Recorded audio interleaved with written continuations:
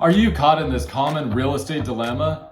You want to buy your dream home, but first you need to sell your current home, and you don't want to be homeless in between.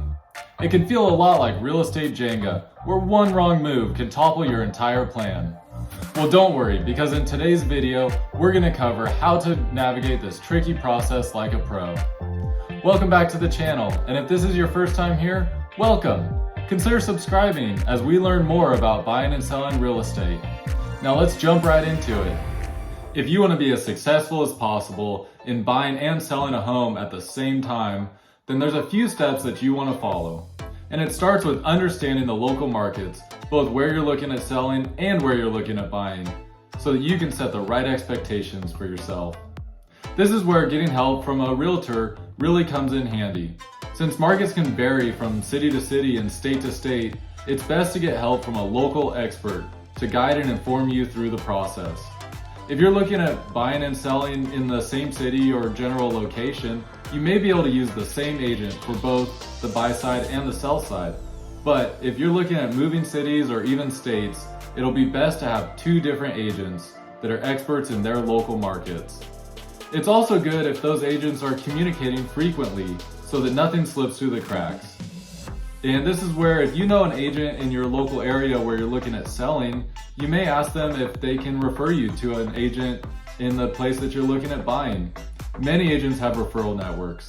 My team, for instance, has a referral network that spans the whole country.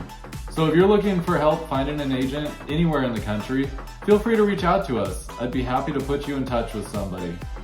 Once you've found the realtor or realtors that you're going to work with through this process, and know what to expect based on the current market conditions, the next step is to understand your finances. There's a big difference between needing to sell your home in order to buy a new home and wanting to sell your home in order to buy a new home. Nobody wants two mortgages, but if you can technically qualify for both mortgages, it'll give you a lot more room for negotiations and options when you go to make a purchase. But if you're in the case where you do need to sell in order to buy your next home, don't worry, you're not alone. Many buyers fall into this category. But do know that you will have an extra contingency when you're making offers. And for some sellers, this can be a bit of a turnoff. But if your offer is the only one and the terms are good, many sellers will still take the offer. It does get a lot trickier in multiple offer situations though. The next stage in our process may seem a little counterintuitive because most people that are looking at buying a new home are excited to do research about the new location and get started right away house hunting. But what you really want to do is to get your current home prepped and on the market. And if you're looking for more information on how to prep a home for market, check out the link above. By getting your current home on the market, you accomplish a few things. For one, it actually takes a decent amount of work to get a home ready for market. And by taking care of this ahead of time, you don't have to worry about all that work and stress later on in the process. Also, if your current home is at least on the market or even better under escrow, then the sellers of your next home might have their fears put at ease a little bit more than if you haven't done anything at all. Just remember, before you accept any offers, it's important to get a good idea of what your buyers of your current house are looking for.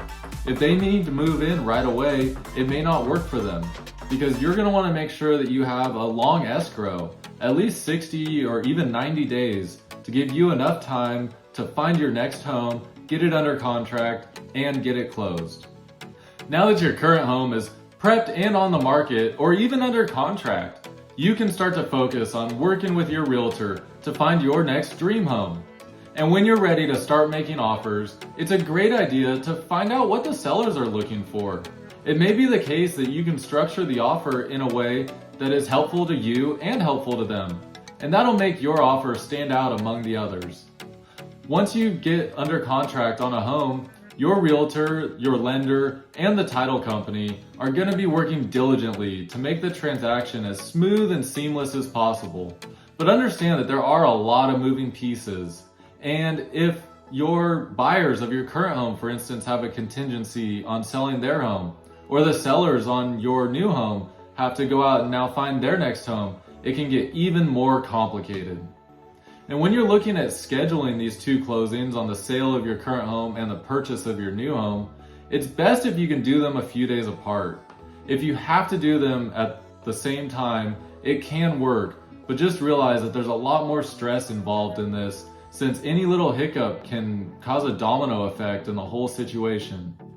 If you're able to schedule them a few days apart, this gives time for the sale of your current home to be fully settled before you have to go to closing on the purchase of your new home. And don't forget to account for the movement of all of your possessions and packing them up. Make sure that you have a plan for that. If you're moving across the country, it can be great because those couple of days in between closings can be the time that you're on the road. Just make sure that you have a plan no matter which way you go.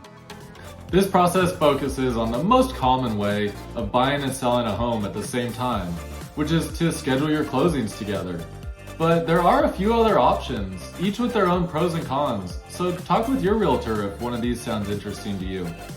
For one, you could just sell your current home and rent somewhere before going out and purchasing another home. This does have the drawback of having to move twice or storing your items in between homes.